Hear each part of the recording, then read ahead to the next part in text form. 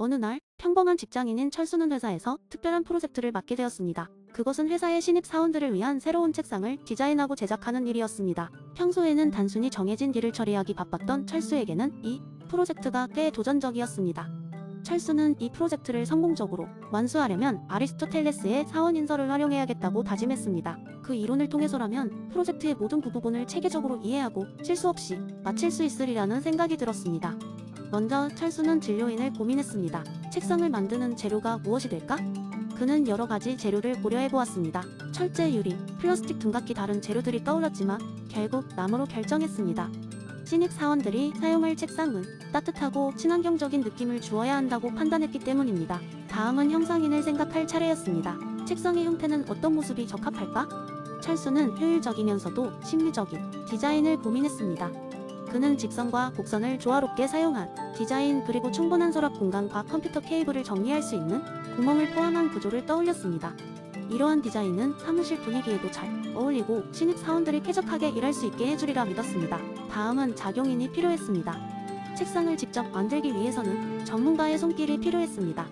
철수는 회사 근처에서 가장 평판이 좋은 목공소를 찾았습니다. 그곳의 목수 아저씨는 숙련된 기술자로 철수가 원하는 디자인을 완벽하게 실현해줄 사람이었습니다. 철수는 디자인 도면을 건네주며 목수 아저씨에게 책상 제작을 부탁했습니다. 마지막으로 철수는 목적인을 고민했습니다. 이 책상의 최종 목적은 무엇일까? 물론 이 책상은 신입 사원들이 사용하게 될 것이다. 하지만 그 목적은 단지 사용에 그치지 않았습니다. 철수는 이 책상이 신입 사원들에게 새로운 환경에서 빠르게 적응하고 자신의 업무에 집중할 수 있는 공간이 되길 바랐습니다.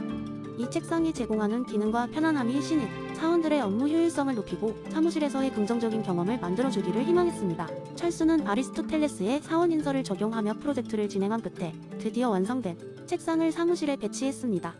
신입 사원들은 새로운 책상을 보고 감탄하며 기뻐했습니다. 정말 편안하고 세련된 책상이에요. 이것 덕분에 일할 맛이 납니다.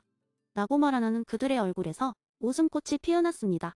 철수는 이번 프로젝트를 통해 단순히 사물을 만드는 것이 아니라 그 사물의 모든 측면을 깊이 이해하고 체계적으로 접근하는 것이 얼마나 중요한지 깨달았습니다. 또한 아리스토텔레스의 사원인설은 단순히 철학의 한 부분이 아니라 실생활에서 문제를 해결하고 목표를 달성하는 데에도 큰 도움이 된다는 것을 직접 경험하게 되었습니다. 이 이야기는 철수가 동료들에게 철수의 책상 프로젝트라는 제목으로 소개되며 회사에서 소문이 났고, 철수는 그때부터 중요한 프로젝트마다 철학적인 접근을 도입하는 것을 믿는 사람으로 인식되게 되었습니다. 이러한 이야기를 통해 사람들은 아리스토텔레스의 사원인설을 쉽게 기억하고 실생활에서도 적용해보려는 노력을 하게 되었습니다. 그리고 여러분도 앞으로 어떤 문제를 해결할 때 이 사원인설을 한번 떠올려보세요. 아마도 생각지도 못한 멋진 결과를 얻을 수 있을지도 모릅니다. 두 번째 이야기한데, 아주 먼 미래의 도시 플레리 시티에는 5명의 친구가 있었습니다. 애덤, 베스, 찰리, 다이애나, 그리고 에디. 이 친구들은 각기 다른 성격과 관심사를 가졌지만 서로를 깊이 아끼고 이해하려 노력했습니다. 어느 날 그들은 함께 마을에서 열리는 자유의 날 축제에 참석하기로 했습니다. 이 축제는 도시의 창립자 존 밀스의 철학을 기리고 자유의 원칙을 강조하는 하루였습니다. 축제 가운데 친구들은 다양한 활동을 즐기며 곳곳을 돌아다녔습니다. 하지만 애덤은 그의 처음 들은 연주를 공개적으로 선보이기로 결심했습니다. 그는 사람들의 주목을 받는 것에 대해 걱정했지만 그의 열정을 자유롭게 표현할 수 있는 기회라고 여겼습니다. 애덤이 드럼을 연주하기 시작하자 일부 가구의 연주에 감동했고 박수를 보냈지만 몇몇 사람들은 그의 소음이 너무 시끄럽다고 불평했습니다. 거리가 점점 그와 그를 둘러싼 사람들로 북적거리기 시작했습니다. 그때 베스가 한 가지 아이디어를 떠올렸습니다. 애덤, 우리가 너를 돕고 동시에 모두에게 불편을 주지 않는 방법이 있을 것 같아. 베스가 말했다. 어떤 방법인데? 애덤이 물었습니다. 플레릿 공원에 가면 자연스럽게 좋은 소리가 울릴 거야. 그곳에서 연주하면 사람들이 더 편안하게 들을 수 있을 거야. 그 제안을 듣고 애덤은 친구들과 함께 공원으로 이동했습니다. 공원에서 연주를 시작하자 사람들이 그들이 연주를 즐기며 자연스럽게 모였습니다. 이때 매년 자유의 날을 기념하는 존 밀스 광장에서 두 번째로 중요한 행사가 시작되었습니다. 바로 자유의 공작 토론회였습니다. 찰리가 무대에 올라와 마이크를 집었습니다. 안녕하세요, 여러분. 오늘은 존 스튜어트 밀의 자유론에서 소개된 해악 원칙에 대해 이야기를 나눌까 합니다. 최근 애덤의 드럼 연주와 같은 상황을 모두 경험했을 텐데요. 이러한 자유의 중요성을 함께 생각해봅시다. 찰리는 무대에서 이야기하기를 이어갔습니다. 밀의 해악 원칙에 따르면 우리가 남에게 해를 끼치지 않는 한 자유롭게 행동할 수 있습니다. 오늘 우리는 이런 원칙 속에서 애덤의 연주를 즐길 수 있었습니다. 하지만 동시에 그의 소음이 불편했던 사람들도 있었다는 것을 기억해야 합니다. 다이애나가 찰리의 말을 이어받아 말했다. 그래서 베스는 애덤의 소음을 줄이기 위해 공원으로 이동하는 아이디어를 냈습니다. 이렇게 우리는 모두가 즐길 수 있는 타협점을 찾을 수 있었죠. 이는 다른 사람의 자유를 침해하지 않으면서 자신의 자유를 마음껏 누리는 방법을 보여줍니다. 에디는 웃으며 말했다.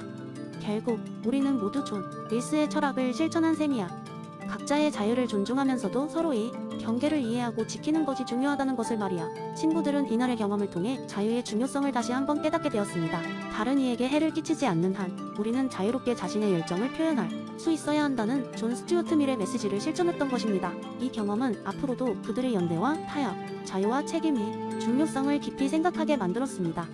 플레릭시티의 자유의 날 축제는 이렇게 끝났고 이 5명의 친구들은 서로 더 깊이 이해하게 되었습니다. 존 스튜어트 밀의 자유로운 실생활에서 어떻게 실천될 수 있는지 몸소 체험한 하루였습니다. 그리고 그들은 더 나은 미래를 위해 항상 서로의 자유를 존중하고 해야 원칙을 지키며 살아가기로 다짐했습니다. 세 번째 이야기인 날 어느 숲 깊은 곳에 모험 숲이라는 신비한 공간이 있었습니다. 이 숲은 흔히 보이는 나무와 바위들로 가득 차있긴 했지만 특별한 점이 있었죠. 이곳에서는 일어나는 모든 일이 플라톤의 이데아론을 바탕으로 움직였으니까요. 어느 날 호기심 많은 탐험가 로라는 모험숲에 대해 듣고 탐험을 떠나기로 했습니다.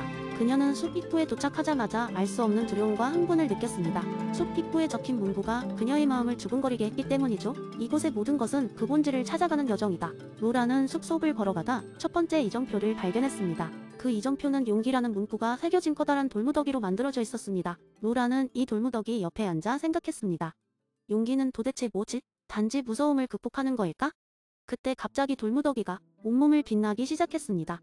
안녕, 나는 용기의 이데아야. 돌무더기는 이렇게 말했습니다. 로라는 깜짝 놀랐지만 곧이어 호기심이 더 커졌습니다. 용기의 이데아? 그게 뭐야?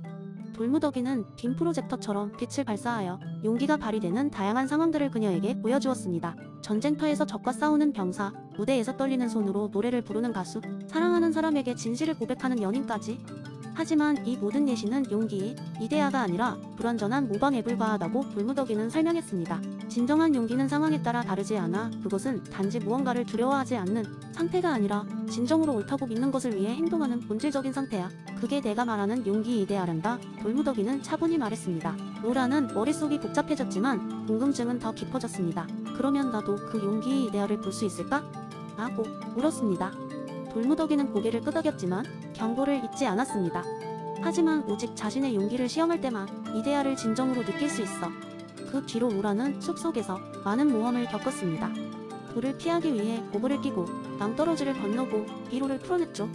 숲의 다양한 시험은 그녀에게 인내, 지혜, 사랑 그리고 더 많은 본질적인 이데아들을 맞닥뜨리게 했습니다. 그리고 그 모든 경험들은 로라가 몸소 경험하지 않으면 절대 이해할 수 없는 것들이었죠. 이 모든 여정의 끝에서 로라는 마침내 숲의 중심에 도달했습니다. 작은 연못이 보였고 그 연못 위에는 하나의 밝은 빛이 떠다니고 있었습니다. 그것은 진리의 이데아라고 불리는 신비한 존재였습니다. 로라는 연못에 비친 자신의 모습을 보며 마음이 평온해지는 것을 느꼈습니다. 모든 것이 이 연못 속에 맺혀진 것처럼 보였죠.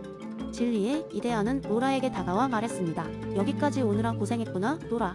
너는 각 이데아들의 본질을 찾아냈고 이제 너의 영혼은 이 진리 이데아를 받아들일 준비가 됐어. 그 순간 로라는 자신이 단지 이 숲을 탐험한 것이 아니라 자신의 내면 깊숙한 곳을 탐험하며 각 이데아들의 본질적인 의미를 찾아갔음을 깨달았습니다. 이제 그녀는 참된 용기, 참된 인내, 참된 사랑 그리고 참된 진리를 알게 되었으며 그 모든 것을 자신의 일상으로 가져갈 수 있게 되었습니다. 모험은 끝났지만 진정한 깨달음의 여정은 이제부터 시작이라는 것을 알게 된 로라는 숲을 떠나며 마음속 깊이 이렇게 외쳤습니다. 이제 나는 모든 사물과 현상이 불완전한 그림자일 뿐이라는 것을 알았어. 그 본질을 찾는 여정이야말로 진정한 삶의 의미야. 숲을 나서며 로라는 자신이 무엇을 해야 할지를 명확히 깨닫고 있었죠. 그것은 바로 자신의 삶 속에서 이데아들의 본질을 찾는 여정을 계속 이어가는 것이었습니다. 네 번째 이야기, 한 재밌는 이야기로 시작해보겠습니다. 이 이야기는 가장 겉보기에는 평범한 어느 날 한 소박한 마을에서 벌어진 소크라테스의 무지임을 탐구한 사람들이 이야기를 담고 있습니다. 오래전 바람이 잔잔하고 산들바람이 불어오는 평화로운 마을 에피스테모가 있었습니다.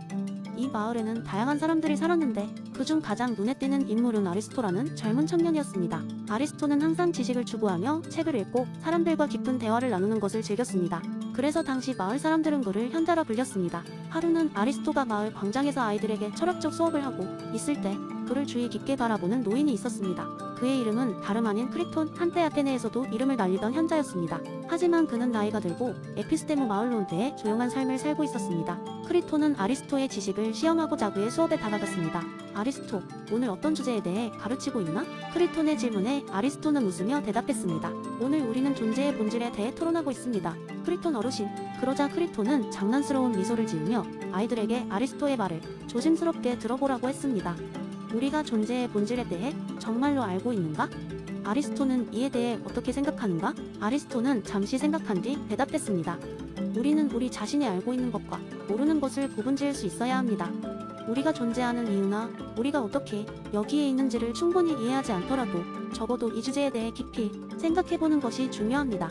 그러자 크리톤은 다시 물었습니다. 그렇다면 너는 존재의 본질에 대해 무엇을 알고 있으며 무엇을 모르는가? 이 질문은 아리스토를 고민하게 만들었습니다. 그는 사람들이 자신을 현자로 보고 있는 만큼 어떤 지식이든 완벽하게 알고 있다고 생각했기 때문입니다. 그러나 이 순간 그는 자신의 지식이 얼마나 피상적인지 깨달았습니다. 그는 대답했습니다. 사실 존재의 본질에 대해 아는 것이 별로 없습니다. 나는 내가 많은 지식을 쌓았다 생각했지만 사실상 그저 책에서 읽은 피상적인 정보들에 불과합니다. 크리톤은 그 말을 듣고 머리를 끄덕이며 말했다. 바로 이것이 무지해지다. 소크라테스가 말하길 자신이 무지하다는 것을 아는 순간부터 진정한 지혜가 시작된다고 했지. 우리는 모두 완전한 지식을 가질 수 없음을 인정하고 항상 배우고 탐구하려는 자세를 가져야 한다. 그 후 아리스토는 자신이 알고 있는 것과 모르는 것을 겸허히 받아들이며 진정한 지혜를 추구하기로 결심했습니다. 그는 마을 사람들에게도 이 사실을 전하기 시작했고 그 결과 에피스테모, 마을은 지혜와 지식을 진정으로 이해하고 존중하는 사람들이 모인 곳이 되었습니다. 그리하여 앨리스를 통해 소크라테스의 무지에 대한 지혜가 널리 퍼져 모두가 더 나은 인간이 되어가는 여정을 이어갔습니다. 이처럼 무지의 질을 깨닫고 진리를 추구하는 동안 우리는 더 나은 세상을 만들 수 있다는 교훈을 남긴 셈입니다. 마지막으로 소크라테스의 한마디를 떠올려 봅시다. 사람들에게 가장 중요한 지식은 자신이 아무것도 모른다는 것을 아는 것이다. 이 이야기에서처럼 우리도 이 겸허한 자세로 삶을 살아간다면 더 깊은 이해와 연결을 할 수 있을 것입니다. 이 이야기 속 무지지는 단순히 무지함을 인정하는 데서 끝나는 것이 아니라 이를 바탕으로 끊임없이 배우고 성장하는 과정임을 보여줍니다. 세상을 살아가면서 우리는 모두 아리스토처럼 자신의 한계를 인정하고 타인과의 대화를 통해 깊은 지혜를 얻어야 합니다. 그렇게 함으로써 우리는 더 나은 사람, 더 지혜로운 이가 될 수 있을 것입니다.